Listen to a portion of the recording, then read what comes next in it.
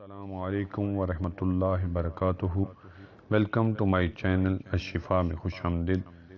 امید کرتا ہوں کہ سب دوست احباب خیریت سے ہوں گے۔ دعا کرتا ہوں کہ اللہ رب العزت ہم سب کی حفاظت فرمائے۔ دوستو، آج کی ویڈیو ان ماؤں بہنوں کے لیے ہے جو گھروں میں کپڑے استری کرتی ہیں اور استری کے اوپر داغ آ جاتے ہیں۔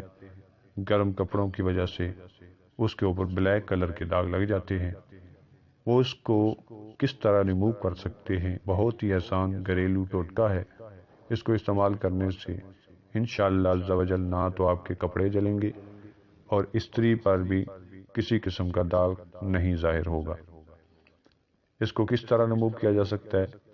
اس کو صاف کرنے کے لیے آپ استری کو تھوڑا سا گرم کر کے تھوڑا سا ٹوتھ پیسٹ لگائیں اور خشک ہونے پر اس کو رگڑ کر صاف کر دیں۔